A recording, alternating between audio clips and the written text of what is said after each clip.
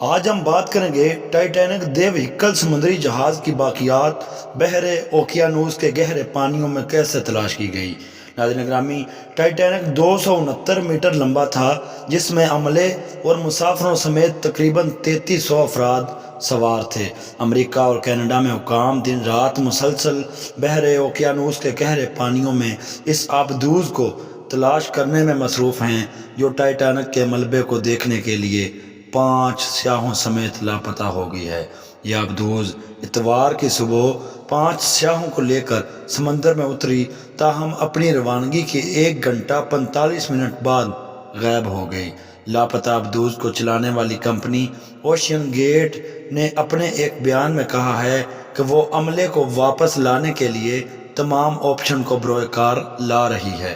Company کا کہنا ہے کہ انہیں آبدوز کے ساتھ دوبارہ رابطہ قائم کرنے کی کوششوں میں مختلف سرکاری ایجنسیوں اور گہرے پانیوں سے متعلق ماہر کمپنیوں سے وسیع پیمانے پر مدد ملی ہے۔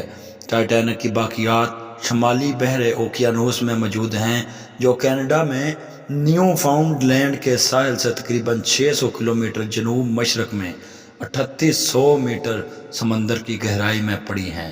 اس کی باقیات کو 2 حصوں میں تقسیم کیا گیا ہے: جہاز کی کمان یعنی اگلا حصہ اور سٹیرن یعنی پچھلا حصہ۔ ملبے کا ایک بہت بڑا حصہ اس جہاز کے دونوں حصوں کو گھیرے ہوئے ہیں۔ یہ باقیات Grand Bank of Newfoundland کے جنوب میں ٹائٹینک کینین کے نام سے جانے والے ایک علاقے میں ہیں۔ اس علاقے کے لیے یہ نام 1991 میں سمندری ماہر ارضیات ایلین ریفمین نے تجویز کیا تھا۔ اس وقت میں ٹائٹینک دنیا کا سب سے بڑا مسافر بردار جہاز تھا، تاہم 1912 میں اپنے پہلے ہی سفر میں 14 اور 15 اپریل کی درمیانی شب یہ دے وہیکل بحری جہاز برطانیہ کے شہر ساؤتھ ہیمپٹن سے نیو یارک کی جانب جاتے وقت ایک برفانی تودے سے ٹکرانے کے بعد ڈوب گیا تھا۔ اس سانحے میں 1500 سے زائد افراد ہلاک ہوئے تھے۔ سن 1951 میں ٹائٹینک کی باقیات کی دریافت امریکی حکومت کی طرف سے کچھ خفیہ دستاویزات کے اعلان کے بدولت سامنے آئیں۔ ٹائٹینک کی باقیات کیسے ملیں، اس کے اوپر بھی ہم تھوڑی سی گفتگو کرتے چلیں۔ امریکی انٹیلی جنس کے آفیسر رابرٹ بلارڈ ان افراد میں شامل تھے جنہوں نے 1980 کی دہائی میں ٹائٹینک کی باقیات کو تلاش کر کے خفیہ مشنز میں حصہ لیا تھا۔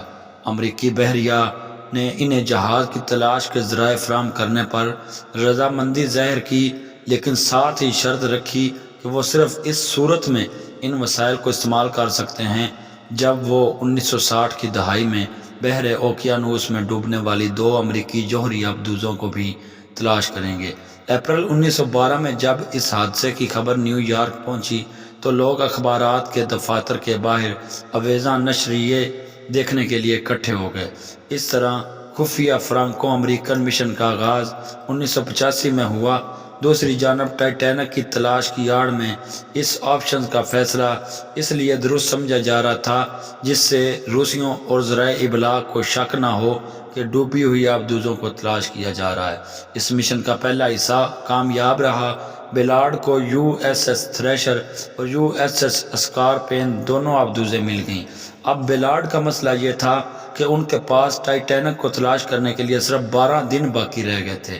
ٹائٹینک کے ملبے کو ڈھونڈنے کے لیے وہ جو کشتی استعمال کر رہے تھے وہ پہلے ہی ایڈوانس میں دوسرے لوگوں نے کرائے پر لے رکھی تھی۔